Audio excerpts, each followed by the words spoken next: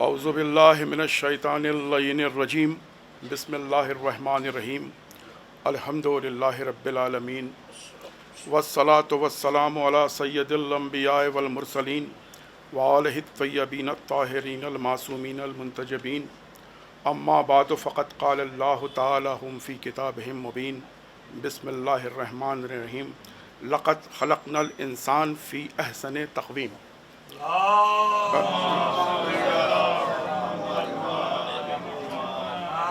ذات واجب اپنی کتاب محکم میں سورہ 3 میں ارشاد فرما رہا ہے کہ لقد خلقنا الانسان۔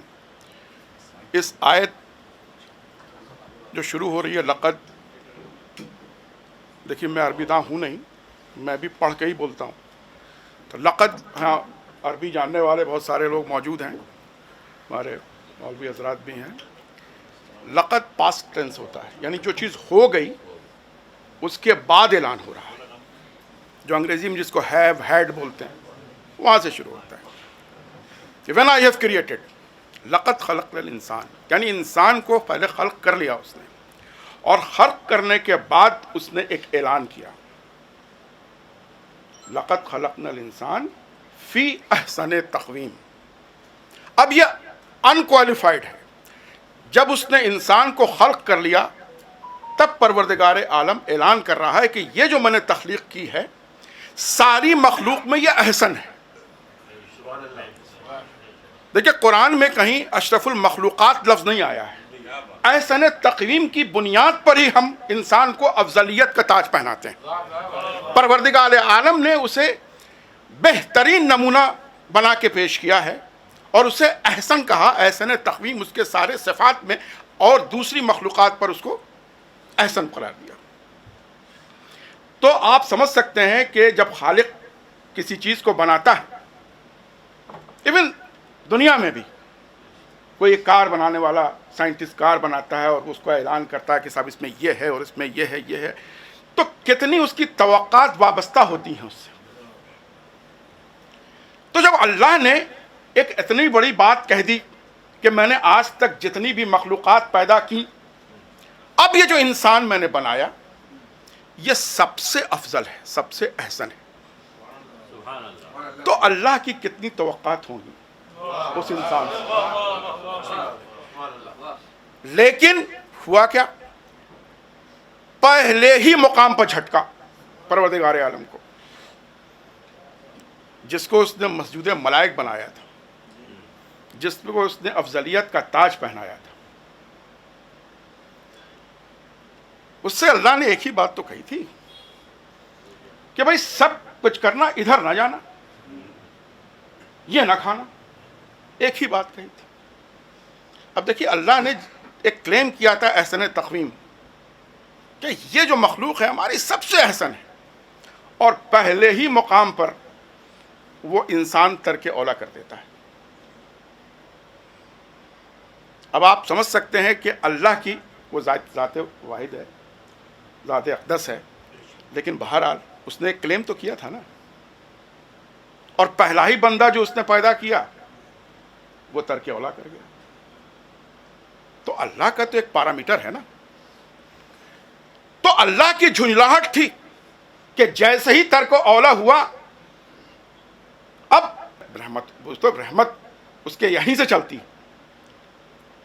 ہر چیز پر اس کے غضب ناکی پر بھی اس کی رحمت غالب ہوتی، لیکن اسے کتنا فرسٹریشن تھا اس ذات واحد کو کہ جیسے ہی ترک اولا ہوا، اپنے اس بندے کو جو ابھی کچھ دیر پہلے جسے اس نے مسجود ملائک بنایا تھا، اب کہا کہ تم جنت سے نکلو۔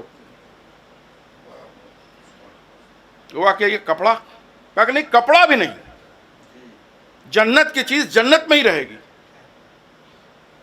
نکلو۔ تو پہلے ہی مقام پر اللہ کے پیرامیٹر پر احسن تقویم کے جو منزل پر فائز اللہ کرنا چاہتا تھا وہ اس سے کمتر ہو گیا۔ دیکھیں ہم لوگ ہائی جمپ اسکولوں میں کیا کرتے تھے، پول والٹ ہوتا تھا، اور اس میں کیا ہوتا تھا کہ ایک بار ہوتا ہے جس پر سے آپ کو، تو کیا ہوتا ہے کہ جب جو کوچ ہوتا ہے وہ ایک، اب کیا ہوتا ہے کہ جو لوگ اس پہ کودتے ہیں، کوئی بھی اگر اس پر نہیں اس کے پیرامیٹر پر آتا ہے تو بار کو لوور کر دیا جاتا ہے, اس کو نیچے کر دیا جاتا ہے. اب اللہ بھی کیا کرے, اب اللہ نے کچھ پیرامیٹر تو بنائے, لیکن اس کا پہلا ہی بندہ اس بار پہ نہیں آ پایا, اس سے نیچے آیا. دوسری اہم بات میں شروع میں بولتا چلوں آج کے زمانے کے حساب سے, کہ دیکھیے اللہ نے جب احسن تقویم کی منزل پر فائز کیا تو لفظ فی اس نے استعمال کیا, یعنی انکوالیفائڈ تھا کہ یہ ساری مخلوقات پر یہ احسن ہے. لہذا پہلی ہی منزل پر اس نے یہ صاف کر دیا کہ کوئی عصبیت کی جگہ نہیں ہے, کوئی کسی پر افضل نہیں ہے, کوئی بھی انسان کسی پر افضل نہیں ہے سوائے اس کے کہ کہا کہ تقوی کی بنیاد پر ہے. جو تم عمل صالح کرتے ہو اس کے بنیاد پر ضرور طبقات ہیں, لیکن بحیثیت انسان نسلی امتیاز نہیں ہوگا. تو پہلے ہی دن اس نے یہ بات صاف کر دی کہ اپارتھائڈ نہیں چلے گا, ریس سپرمیسی نہیں چلے گی, آرین ریس اور دوسروں ریس سے اوپر نہیں ہوگا. آج کے زمانے میں امریکہ یورپ میں سپر میسسٹ ہوتے ہیں کہ ہم سپر ریس ہیں. اللہ نے پہلے ہی دن اس بات کی نفی کر دی کہ نسلی بنیاد پر کوئی امتیاز نہیں ہے, امتیاز ہے تو صرف تقوی پہ ہے. اگر اسی انسان نے اللہ کی اس بات کو مان لیا ہوتا تو نہ ورلڈ وار 1 ہوتی, نہ ورلڈ وار 2 ہوتی, نہ آج کے دن کے حالات ہوتے جہاں ہر چیز جو عصبیت کی بنیاد پر ہے ہم اس سے افضل ہیں. یورپ کہتا ہے ہم افریقن سے اوپر ہیں, امریکنز کہتے ہیں ہم باقیوں سے اوپر ہیں, آرینز کہتے ہیں ہم ڈراویڈین سے اوپر ہیں. یہ ہے کیوں؟ کیونکہ اللہ کی بات ہی ہم نے نہیں مانی. اللہ نے تو سبھی انسان کو افضل بنایا تھا اور اس کے اندر کہا تھا کہ تم کیسا کنڈکٹ کرتے ہو اپنا, کس طرح سے تم اپنی زندگی بسر کرتے ہو, اس کی بنیاد پر, تقوی کی بنیاد پر ضرور طبقات ہوں. تو یہ بات تمہیداً میں نے کہی کہ اللہ نے سب سے پہلے ہی دن ساری عصبیت کو اور اپارتھائڈ کو اور ریس سپریمیسی کو ختم کیا. اب جیسا کہ میں نے کہا کہ اللہ کی کچھ توقعات ہیں. اب یہ انسان جو اس کی بہترین مخلوق ہے اس کے توقعات پر پورا نہیں اتر رہا ہے, تو اللہ نے بار کو نیچے کیا کہ چلو اب اللہ نے کہا انا ہدینا السبیل اما شاکرا و اما کفورا. اللہ چاہتا تھا کہ اس کی نعمتوں کا بندہ شکر گزار ہو جائے, لیکن جب اس نے دیکھا کہ بندہ شکر کی منزل تک تو پہنچتا ہی نہیں ہے تو اس نے بار کو لوور کر دیا کہ چلو صبر کی منزل پر بھی پہنچ جاؤ, تو انا مع الصابرین, میں سب صابروں کے ساتھ ہو جاؤں. اللہ کا جو توقعات تھی وہ منزل شکر پر تھی, لیکن جب دیکھا کہ بندہ اپنے مرتبہ شکر پر نہیں پہنچ پا رہا ہے تو اس نے اس کو بار کو لوور کیا اور شکر کے بجائے اس نے صبر کی بات کر دی کہ یہاں تک بھی چلے جاؤ تب بھی ہم مان لیں. تو یہ اس کی رحمت ہے, اس کی رحمانیت ہے کہ وہ بندے کے جو اس کی استطاعت, حالانکہ استطاعت تو اللہ نے دی ہے لیکن اس تک نہیں پہنچ رہا ہے تو اس کے نیچے بھی آ جاؤ. اب دیکھیے اب اللہ جو ہے اپنے بہترین بندوں کی تخلیق کر رہا ہے, میں عام بندوں کی تو بات ہی نہیں کر رہا, ہیں وہ بھی انسان. اب کیا ہوا, پہلا بندہ بنایا ترک اولا کر گیا, اس کے بعد جو پہلی رشتہ داری ہوئی, 2 بھائی حابیل اور قابیل, دونوں نبی کے بیٹے.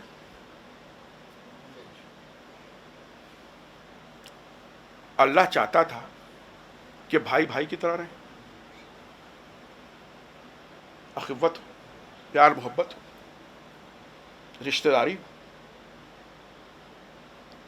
دوسرے ہی اسٹیپ پر کیا ہوا, ایک بھائی نے دوسرے بھائی کو قتل کر دیا. اب کیا ہوا, رشتے کی پامالی یہاں سے شروع ہو گئی.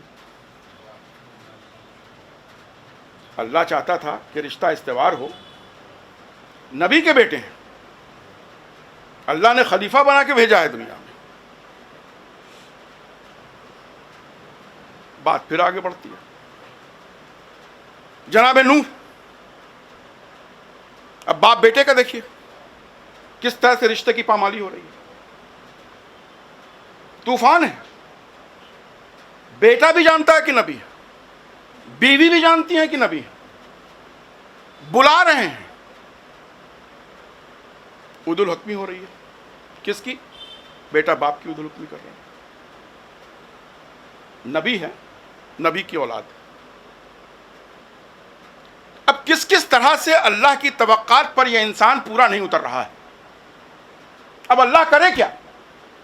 یہ بہترین انسان ہے جنہیں اللہ نے نبوت دی ہے، اس زمین پر خلیفہ بنا کے بھیجا ہے. ان کے گھرانے کی حالات یہ ہے. جناب یوسف کا قصہ، وہی بھائی، جلن، حسد،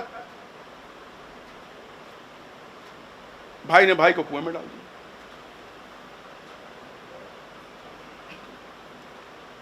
تو آپ یہ سمجھ سکتے ہیں کہ اللہ نے ایک کلیم کیا تھا لیکن بندہ اللہ کی اس توقعات پر پورا نہیں اتر رہا ہے.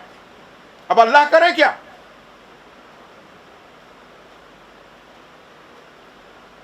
اس نے اولو العزم پیغمبر بنایا جناب ابراہیم.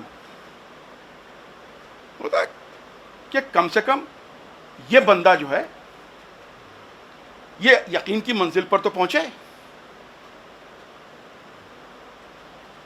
جناب ابراہیم، قرآن ہے، اللہ سے کہہ رہے ہیں پروردگار تو زندہ کو مردے کو زندہ کیسے کر دیتا ہے. پلٹ کے اللہ نے کہا کیوں تمہیں یقین نہیں ہے؟ کہا کہ یقین تو ہے، سکون آ جائے. اب یہ اولو العزم پیغمبر ہے، مشاہدات کی بنیاد پر سکون چاہیے کہ میں دیکھ لوں. تو اللہ اپنے اس بندے کو سکون کی منزل پر فائز دیکھنا چاہتا ہے نہیں ہے، لیکن وہ دیکھ کے سکون کی منزل پر آنا چاہتے ہیں. پھر وہ احسن تقویم کی جو پیرامیٹرز ہیں وہاں پر یہ لوگ، میں یہ بتانا چاہ رہا ہوں تمہیداً کہ یہ سب اللہ کے برگزیدہ بندے ہیں. لیکن کس طرح سے اللہ کے جو پیرامیٹرز ہیں اس پر وہ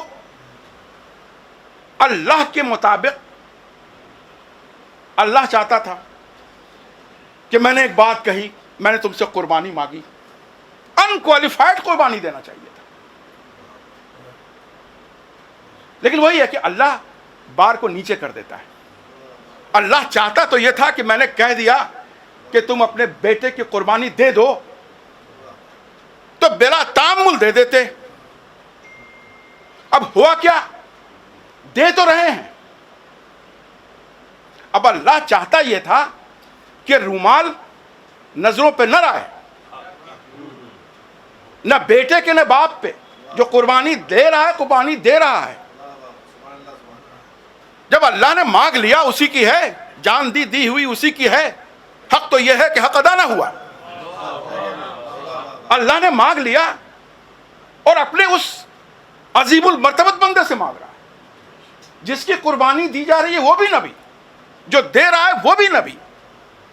لیکن اب قربانی کی منزل میں پہنچنے کے بعد عدل الحکمی نہیں ہے. لیکن اللہ جس منزل پر اس قربانی کو دیکھنا چاہتا تھا، دونوں ہی اس منزل سے نیچے ہیں. اللہ کیا کرے؟ اب اللہ نے پھر بار کو نیچے کیا کہ تمہاری قربانی قبول، کیونکہ تم نے ارادہ ظاہر کر دیا. چلو تمہارے ارادے پہ ہی میں راضی ہو گیا. لیکن چونکہ ایک انکوالیفائڈ قربانی نہیں تھی، آنکھوں پر پٹی تھی. جناب اسماعیل کے بھی آنکھ پر پٹی تھی، جناب ابراہیم کی آنکھ پر پٹی تھی. ماں راضی نہیں تھی. یہ گھرانہ ہے ان لوگوں کا جو کہ اللہ جن پر ناز کرتا ہے اور بے شک ناز کرنے کے قابل ہے. لیکن میرا کہنا یہ ہے کہ اللہ جس مقام پر جس منزل پر اپنے بندے کو دیکھنا چاہتا تھا اس منزل پر یہ حضرات، یہ نفوس نہیں پہنچے. اب اللہ کیا کرے؟ دیکھیے سورہ بقرہ میں اللہ نے اس کو کیا توقعات ہیں وہ 8 چیزیں بیان کی. وہ بنی اسرائیل کے لوگوں کے حوالے سے کیا ہے. سورہ بقرہ کی میرے خیال میں 83 آیت ہے جس میں اللہ کیا چاہتا ہے. تو پہلی بات لا تعبدون الا اللہ، عبادت کسی کی بھی نہیں سوائے اللہ کی. اب بات شروع ہو رہی ہے توحید سے، کیونکہ جب اگر توحید ہی نہیں ہے تو پھر اللہ کی بات کیا مانیں گے آپ؟ تو سب سے پہلی بات لا تعبدون، کسی کی بھی عبادت نہیں الا اللہ، سوائے اللہ کے. اب اس کے بعد آگے بڑھتا ہے وَلِلْوَالِدَيْنِ احسانا، اپنی وحدانیت کے فوراً بعد کہ اپنے والدین پر احسان کرو. احسان وہ نہیں جو ہم لوگ سمجھتے ہیں. احسان کے مطلب یہ ہے کہ ہر طرح سے ان کی اطاعت اور خدمت کرنا، اپنی آواز ان کی آواز سے اوپر نہ جائے. خدمت کا معیار دیکھیے، یہاں پر میں ایک بات کہنا چاہتا ہوں خاص طور پر اپنے نوجوان بچوں سے کہ دیکھیے والدین کے معاملے میں اللہ بہت حساس ہے. اور آپ یہ سمجھیں کہ جہاں اس نے اپنی وحدانیت کا اعلان کیا ہے اور اقرار کروایا ہے، اس کے فوراً بعد والدین کے حقوق کی بات کر رہا ہے. آپ سمجھ سکتے ہیں کہ والدین کا مقام اللہ کی نظر میں کیا ہے. میں صرف ایک قصہ بیان کر رہا ہوں. یہاں بہت بڑے بڑے لوگ موجود ہیں، ان سے معذرت کے ساتھ، ان سے تو میں سمجھتا ہوں اور ان سے میں سیکھتا ہوں. میں اپنے بچوں کے لیے کہ جناب یوسف جب مصر کے بادشاہ بن گئے اور جب انہوں نے اپنے باپ جناب یعقوب کو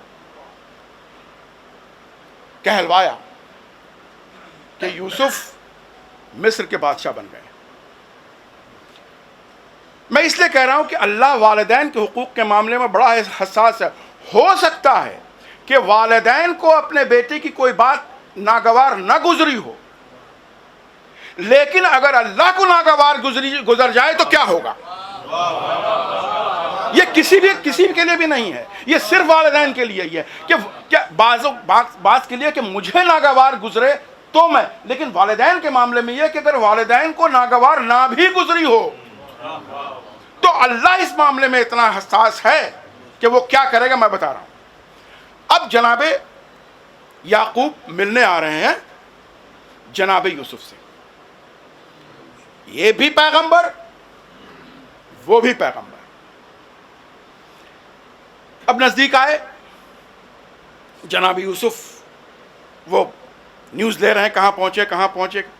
جناب یوسف کو ذہن میں ایک بات آئی کہ اگر میرا باپ مجھے تخت پر بیٹھا دیکھے گا تو کتنا خوش ہوگا. اب دیکھیں منشا ان کی باپ کی بے عزتی نہیں ہے.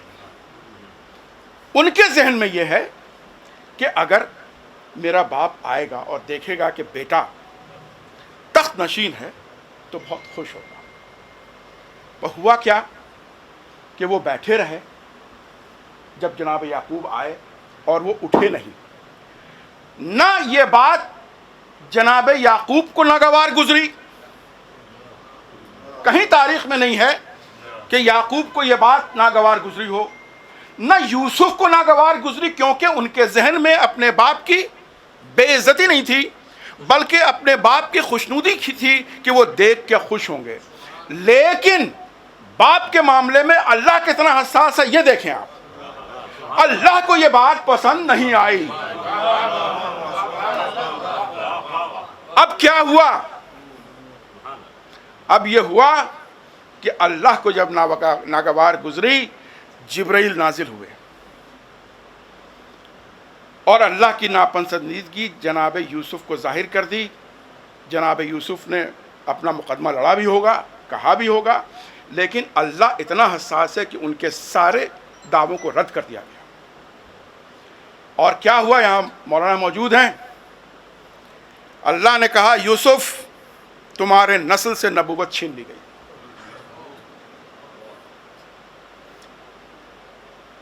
صرف ایک عدل حکم، اور وہ بھی باپ کی نظر میں نہیں تھا. یہ حساسیت دیکھیے اللہ کی. میں اس لیے اپنے جوانوں کو کہہ رہا ہوں کہ والدین کے معاملے میں اللہ کتنا حساس ہے کہ یوسف جیسے پیغمبر کو صرف باپ کے آنے پر اٹھے نہیں، اور وہ بھی ان کی بے عزتی کی وجہ سے نہیں، خوشنودی کے لیے. لیکن اللہ کو یہ بات ناگوار گزری، اور اتنی ناگوار گزری کہ یوسف کے ان کی نسل سے نبوت چھین لی گئی. بات یہیں تک نہیں رہی. یوسف نے اتنا توبہ کیا، کہا کہ اللہ کی وہاں کہ پروردگار عالم کم سے کم اتنا کر دے کہ میری قبر میرے دادا ابراہیم جس قبرستان میں دفن ہے وہاں میں دفن ہو جاؤں. اللہ نے کہا یوسف تم وہ رائٹ کھو چکے، وہ اختیار تم کھو چکے. بات وہی ہے، اللہ اپنے بندے کو احسن تقویم کی منزل پر فائز دیکھنا چاہتا ہے. وہاں کہاں یہ بس ایک چھوٹی سی غلطی جو نادانستہ لیکن اللہ کی نظر میں اتنی بات بڑھ گئی کہ نبوت چھین لی گئی. اتنا ہی نہیں، اپنے دادا کے پائتی جب انہوں نے یہ کیا کہ ہماری قبر وہاں ہو جائے تو اللہ نے اس سے انکار کر دیا، کہا کہ اب وہ بھی تم. تو اب جیسا کہ ہم نے کہا کہ سورہ بقرہ کی میں بات کر رہا ہوں کہ اللہ نے 8، تو پہلی بات تو توحید، اور دوسری بات اپنے والدین پر احسان. اب دیکھیے کیا ہے، اب وذل قربا، اپنے رشتہ دار.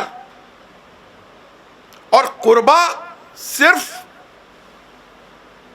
میاں بیوی بچے نہیں ہیں، اس میں بھائی بہن چچا خالو جتنا خاندان ہے وہ سب داخل ہے. فوراً والدین کے بعد اللہ کہتا ہے کہ اب جو ان کے حقوق ہیں ان کی بھی پاسداری ہو. اس کے بعد جب یہ حقوق بھی ہو گئے تو اب آرفنس والیتامى، یتیموں. دیکھیے اس میں کہیں کوئی مسلکی اور یہ بات ہے نہیں. اللہ جو، کیونکہ جب اللہ بات کر رہا ہے انسان کی تو وہ کسی شیعہ سنی مسلمان ہندو کرسچن کی بات نہیں کر رہا ہے. وہ تو چاہ رہا ہے کہ آپ کس طرح سے کنڈکٹ کریں اپنے کو. آپ کے خاندان میں ہو سکتا ہے کئی مسلک کے لوگ ہوں، وہاں کوئی تفریق نہیں ہوگی. ان کے جو حقوق ہیں اللہ چاہتا ہے کہ آپ اس کے حقوق کی پاسداری کریں.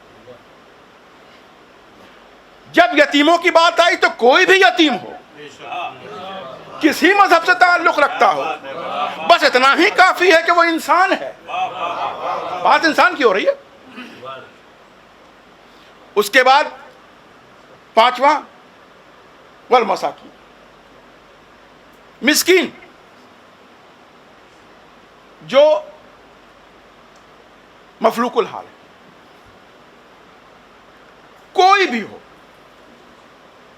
کسی مذہب سے تعلق رکھتا ہے لیکن وہ مفلوق الحال ہے، غریب ہے، غربا ہے.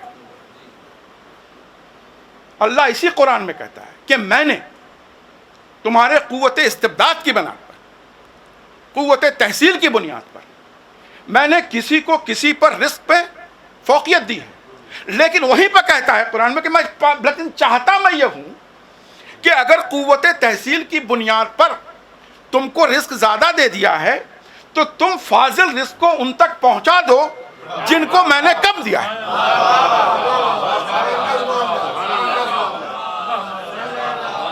یہ مساوات ہے. احسن تقویم، اللہ احسن تقویم کس اس کے پیرامیٹرز کیا ہیں، کیا چاہتا ہے وہ. چھٹی چیز، جب تم بندوں کے بیچ باتیں کرو، جب کلام کرو، قول للناس، اب یہاں الناس کی بات آئی، سے بھی تم باتیں کرو، حسن اخلاق سے بات کرو، اس کی دل آزاری نہ کرنا، غصے میں نہ بات کرنا، پیار محبت سے بات کرنا. قول، جب تم اس سے کلام کرتے ہو، جس سے ناس، کسی سے بھی، جس میں جو بھی انسان ہے، حسن اخلاق کے ساتھ بات کرو. یہ 6 چیزیں اللہ نے یہاں تک، ایک ہی بس یہ چیز تھی جو اس پر مسلط تھی، اسی طرف وہ تھی پہلی چیز جو وحدانیت کی تھی.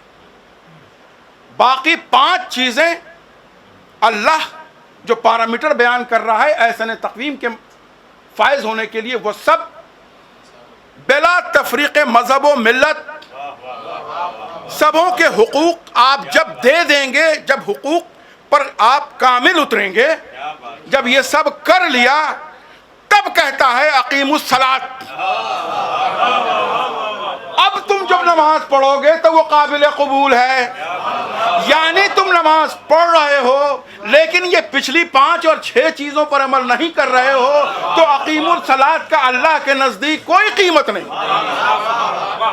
اور آتوا الزکات، تم زکات دیتے رہو، اللہ کے نزدیک وہ قابل قبول ہے ہی نہیں جب تک وہ 5 لوگوں کے حقوق تم.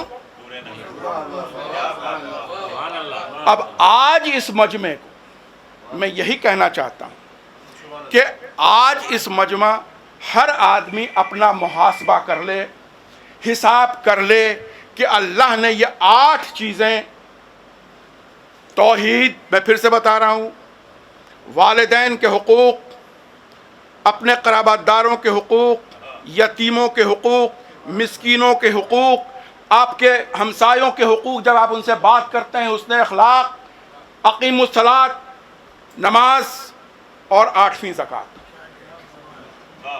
آدمی اپنا حساب کر لے، اگر یہ 8 چیز پر وہ عمل پیرا ہے، اور اللہ جس حسن کے ساتھ چاہتا ہے کہ آپ اپنے جو معاملات ہیں اس کو آپ بجا لائیں، تب آپ کہہ سکتے ہیں کہ ہاں احسن تقویم کی منزل پر تو فائز نہیں لیکن اس کی طرف ہیں.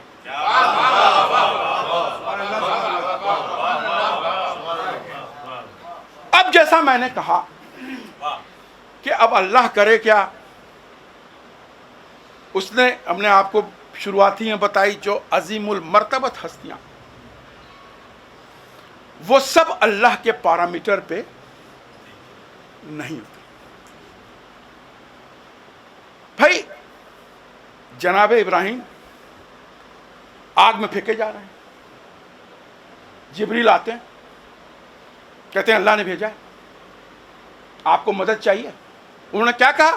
مدد تو چاہیے، لیکن جس سے مدد چاہیے وہ جانتا، یعنی مدد تو چاہیے. یہ تھے ابراہیم کہ مدد تو چاہیے. اور انہوں نے کیا دعا مانگی مجھے نہیں پتا، لیکن نتیجہ پتا ہے کہ آگ گلزار ہو گئی. یہ تو حسین ابن علی تھے کہ پھر جبریل آتے ہیں، مدد چاہیے. وہ کیا کہا؟ ہٹ جاؤ جبریل، یہ وقت امتحان ہے. کہ حسین جو ہے وہ شناسہ ہے مرضی معبود کا، وہ جانتا ہے کہ اللہ کی مرضی کیا ہے، اور جب اللہ کی مرضی یہ ہے کہ سر کٹ جائے تو کٹ جائے، پھر مدد کی ضرورت نہیں ہے، یہ وقت امتحان ہے. تو اب آپ یہ دیکھیں کہ اللہ نے ان سبوں کو آزمایا. ایسا نہیں کہ آزمایا نہیں، سب کو موقع دیا، بڑے بڑے نبیوں کو موقع دیا، لیکن سب اللہ کے اس پیرامیٹر کو جو وہ چاہتا تھا.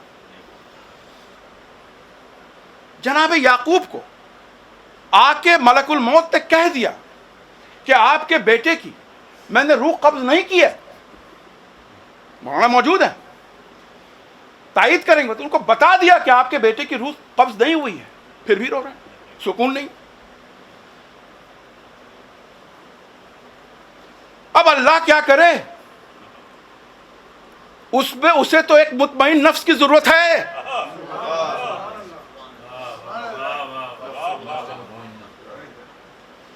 تو اب میں اکثر کہا کرتا ہوں کہ کربلا اور حسین اللہ کی ضرورت کا نام ہے، کیونکہ اللہ نے،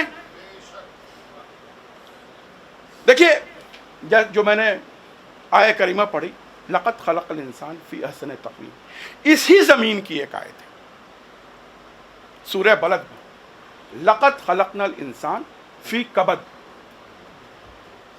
احسن تقویم کی جگہ پر صرف کبد آئی. کیا مطلب ہے کبد؟ کہ اللہ کہتا ہے کہ میں نے انسان کو خلق کر دیا، لیکن اب میں تمہیں آزمائش میں دوں گا، اب تمہیں امتحان سے گزرنا ہوگا. مطلب صرف احسن تقویم ہی کی منزل نہیں ہے، اب اللہ کہتا ہے لقد خلقنا الانسان فی کبد، اب تمہیں آزمائش میں بھی ڈالیں گے، تمہارا امتحان بھی لیں گے، اور اگر امتحان میں فیل کر گئے تو کیا ہوگا؟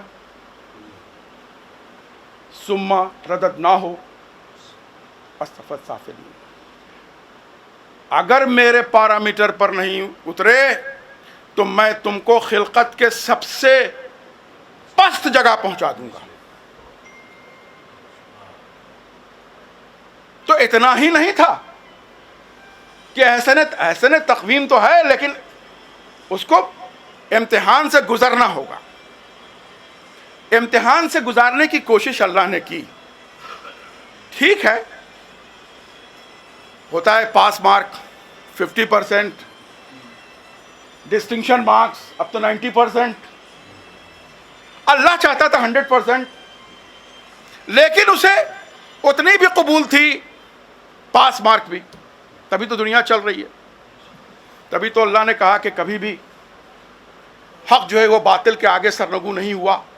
اگر کبھی بھی حق باطل کے سامنے سرنگو ہو جائے تو زمین و آسمان میں انتشار ہو جائے. تو زمین باقی ہے، آسمان باقی ہے، یہ کائنات باقی ہے. اس کے مطلب ہی یہی ہے کہ حق کبھی بھی باطل کی پیروی نہیں کرتا.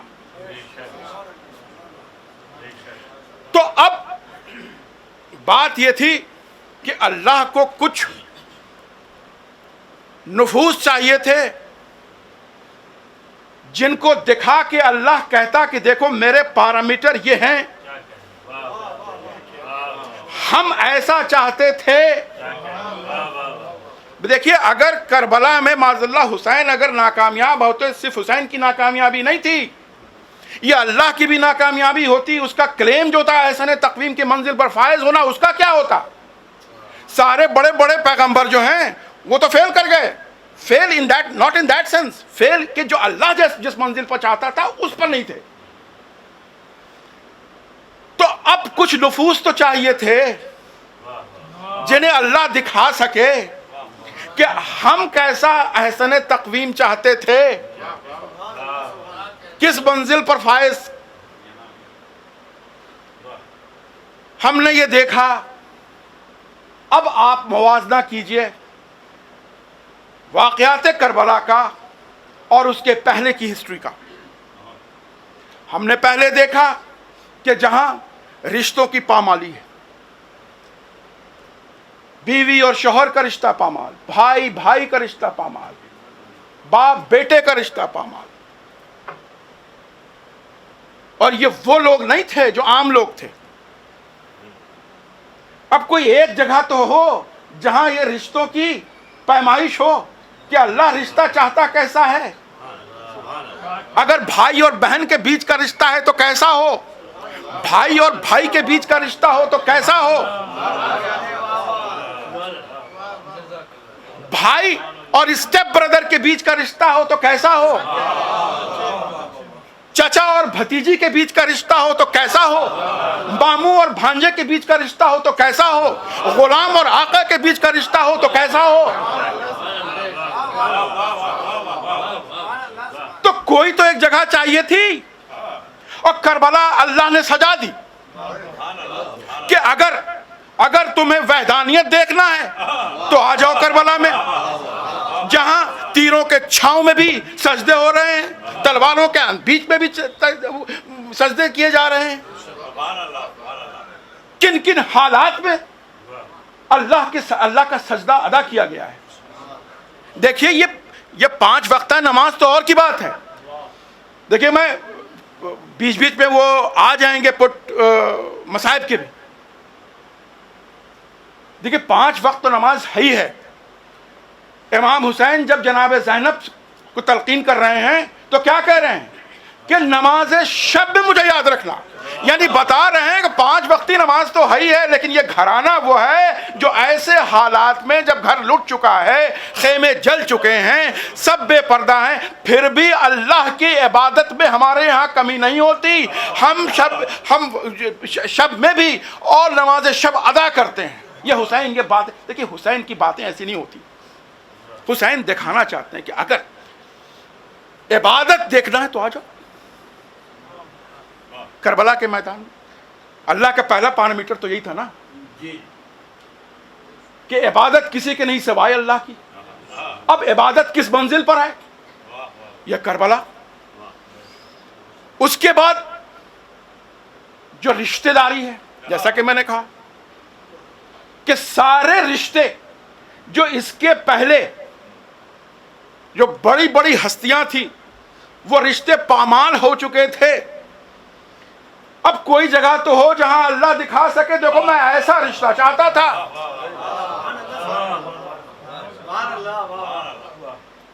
تو وہ کربلا کا میدان ہے جہاں چچا بھتیجی کے لیے جان دے رہا، بھائی بھائی کے لیے جان دے رہا. دیکھیں سبقت ہے. ہر دیکھیں جان دینا تو ایک الگ بات ہے. ہر رشتہ دار چاہتا یہ ہے کہ ہم سبقت لے جائیں. یہ رشتے کی پاسداری ہے. رشتہ کس مقام پر پہنچا ہوا ہے. اور رشتے تو دور کی بات، جو جیسا کہ میں نے کہا کہ اللہ نے پہلے ہی دن ساری عصبیت کو نکارا ہے. کوئی اپارتھائڈ نہیں، کوئی سپرمیسسٹ نہیں، کوئی ریسزم نہیں. جناب جان جب ان کو نہیں مل رہی ہے اجازت تو سائیکولوجیکل ٹرک، آپ مجھے اس لیے نہیں بھیجنا چاہ رہے ہیں کہ میں کالا ہوں، آپ مجھے اس لیے نہیں بھیجنا چاہ رہے ہیں کہ میرے بدن سے بدبو آتی ہے. یہ سائیکولوجیکل ٹرک ہے. رشتہ کہ کس طرح سے غلام آقا کے بیچ کا رشتہ ہے کہ قربانی دینا ہے. ہم سب قتل لینا چاہتے ہیں. ایک ایک رشتے، آپ جس رشتے، دنیا کے جس رشتے کی بات کریں، وقت نہیں ہے میرے پاس، لیکن دنیا کے جتنے بھی رشتے اور جتنے بھی رشتے ہو سکتے ہیں وہ کربلا میں ایک جگہ جمع ہو کے ان کی کس طرح سے پاسداری کی گئی ہے اور کس طرح سے نمونہ عمل بنایا گیا ہے. یہ کربلا کا میدان ہے.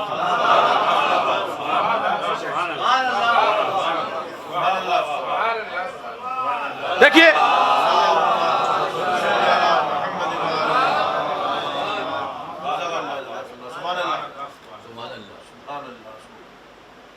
وہ جناب ابراہیم تھے نا، جناب اسماعیل تھے. اللہ کا حکم ہے، جانتے ہیں کہ اللہ کی رضا کیا ہے، لیکن آنکھوں پر پٹی. بیٹے کی بھی بات کی. کربلا میں آ کے دیکھیے نا، 18 سال کا بیٹا ایڑیاں رگڑ رہا. باپ سینے علی اکبر سے انی نکال رہا ہے. حسین کا ہاتھ متزلزل نہیں تھا. جناب ابراہیم موجود تھے وہاں، جناب اسماعیل بھی موجود تھے. مجھے لگتا ہے کہ کنکھیوں سے امام حسین نے جناب ابراہیم کی طرف دیکھا ہوگا کہ دادا آج میرے آنکھوں پر پٹی نہیں ہے، نہ میرے بیٹے کے ہاں نہ اس کی ماں جو بیٹھی ہے، نہ وہ ماں اس کی زندگی کی بھی دعائیں مانگ رہی ہے. کیوں؟ کیونکہ یہ وہ گھرانہ ہے جو اللہ کی مرضی کا شناسا ہے. یہ جانتے ہیں کہ اللہ کی مرضی کیا ہے، اور جب یہ جانتے ہیں کہ اللہ کی مرضی کیا ہے تو راضی بر رضا ہیں. اور راضی و بے رضا ہیں تو وہاں صبر کی منزل سے، جہاں صبر سے بھی کام چل سکتا تھا، حسین اس منزل سے آگے بڑھ کے شکر کی منزل پر پہنچ جاتے ہیں. باپ جب بیٹے کے سینے سے انی نکال لیتا ہے، اسی سرہانے بیٹھ کے حسین نے نماز شکرانہ ادا کی ہے، یہ بتانے کے لیے حسین صابر نہیں، حسین شاکر ہے.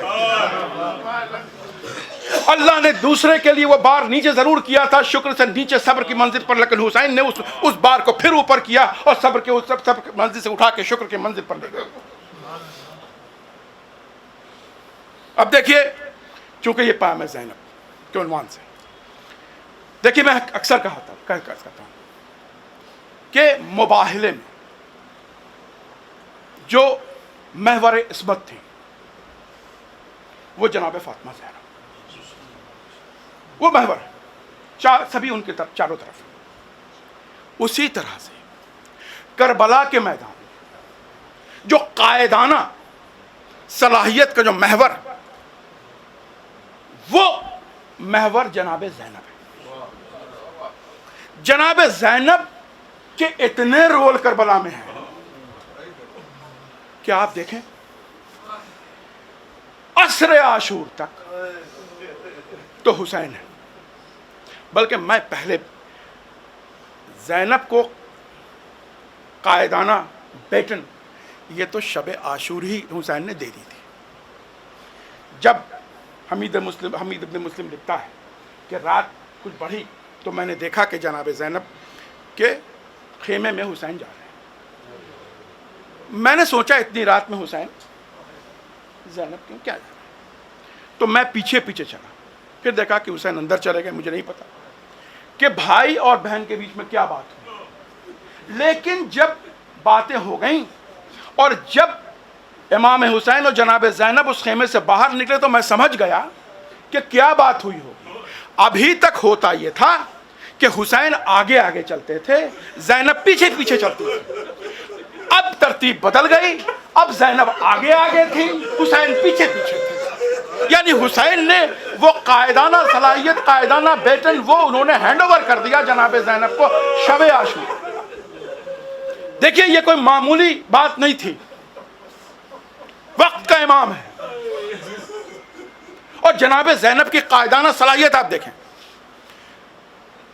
عاشور کے دن کس طرح سے وہ سب کو سمیٹے ہوئے ہیں. جو ٹیلہ زینب کے نام سے مشہور ہے، وہ ٹیلہ زینب تو عصر کے بعد ہوا، وہ ٹیلہ حسین تھا. حسین اس ٹیلے پر کھڑے ہو کے جنگ کا نقشہ دیکھا کرتے تھے. جب ان کے رفیقین اور جب ان کے اصحاب جب جاتے تھے، اعزاء و اقارب جاتے تھے، تو اس ٹیلے سے وہ جو جنگ کا نظارہ دیکھتے تھے. لیکن جب حسین جب وہ میدان کازار کی طرف سلام آخر کے بعد گئے ہیں، تو اب جناب زینب اس ٹیلے پر پہنچ گئی. اسی ٹیلے سے کچھ ہی دور پر پسر سات کا ٹیلہ تھا، اور وہ مقام بھی آیا جب حسین زمین کربلا پر تشریف لائے اور جلتی ہوئی زمین پر حسین کا وہ سجدہ آخر ادا ہو رہا تھا اور پشت سے حسین کو قتل کیا جا رہا تھا. جناب زینب اس ٹیلے پر کھڑی تھی، لیکن جناب زینب اس وقت ایسا نہیں تھا کہ وہ رو رہی تھی، بلکہ جلال حیدری غیظ میں آیا اور انہوں نے پسر ساتوں کا، او سات کے بیٹے تو دیکھ رہا ہے اور میرا ماجایا قتل کیا جا رہا ہے.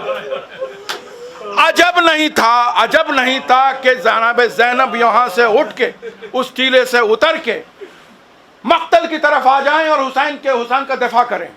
لیکن جیسے ہی جناب زینب کی آواز بلند ہوئی، حسین نے اپنے سجدے سے سر اٹھایا، بہن کی طرف دیکھا، کہا بہن ابھی حسین زندہ ہے، تم خیمے میں چلی جاؤ. حسین کہ یہ کہنا تھا وقت کا امام ہے نا، قائد ضرور زینب ہے لیکن وقت کا امام ابھی زندہ ہے.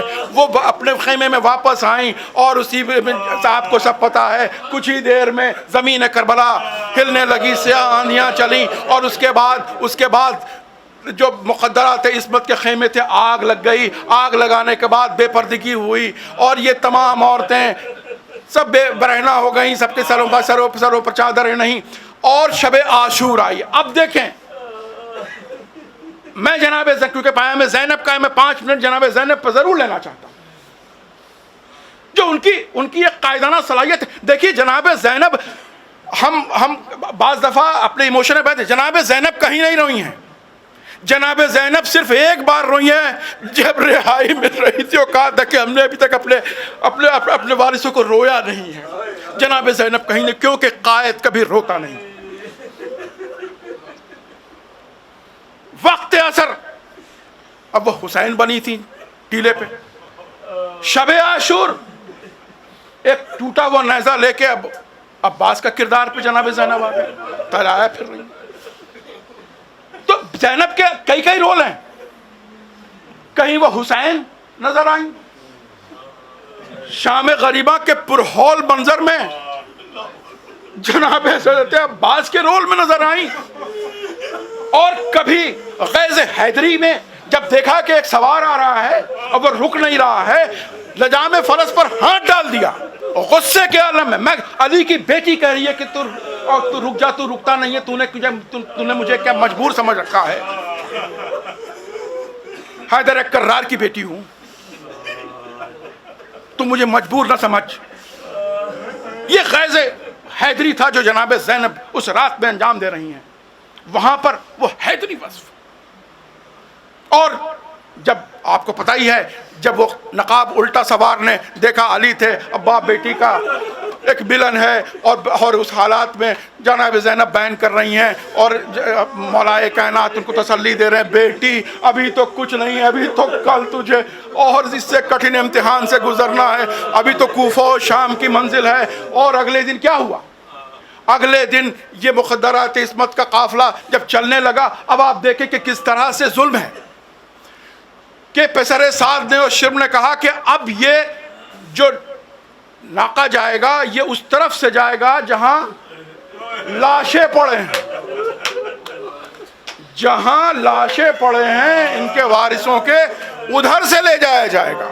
یہ ظلم ہے، یہ ظلم کی انتہا ہے کہ اب ادھر سے لے جایا جائے گا جہاں پامال شدہ لاشیں پڑے ہیں. لاشوں کی حالات ایسے تھی کہ کسی کو سمجھ ہی میں نہیں آ سکتا تھا کہ یہ کس کا لاشا ہے. شمر نمودار ہوا، زینب سے ہم کلام ہوا، کہنا زینب اس لاشے کو پہچانتی ہو؟ کہا کس کا ہے؟ کہا کہ یہ حسین کا لاشا ہے. زینب نے دکھ بھرے انداز میں صرف ایک ہی بات کہا جو نفسیاتی لوگ سمجھ سکتے ہیں، انت اخی، کیا یہ میرا بھائی ہے؟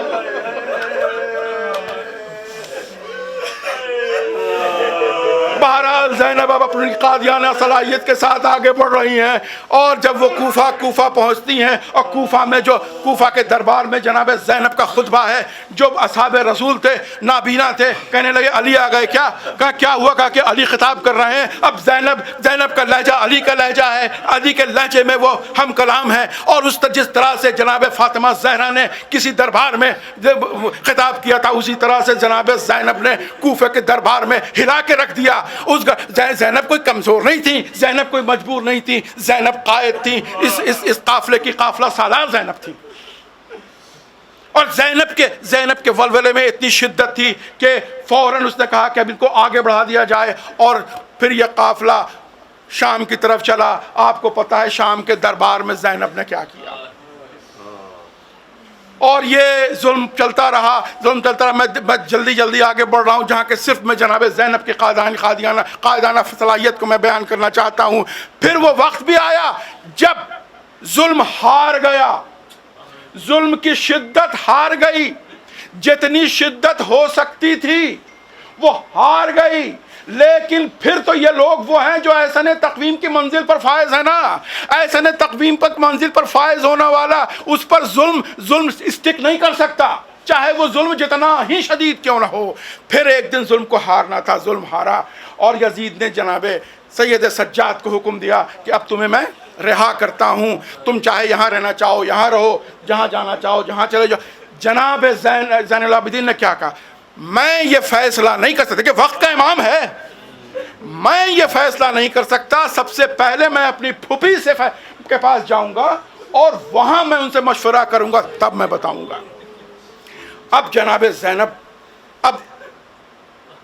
زینب میں جو لیڈرشپ کوالٹی، ایک ایسی عورت جس کے بچے مر چکے، جس کا بھائی مر چکا، جس کے بھتیجے مر چکے، جس کے سروں کی چادریں چھن گئیں، جو دیار گمائی ہوں، اور کس کے گھر کی؟ جناب فاطمہ زہرا کی بیٹی ہے، حیدر کرار کی بیٹی، حسن حسین کی بہن، عباس جیسے بھائی کی بہن.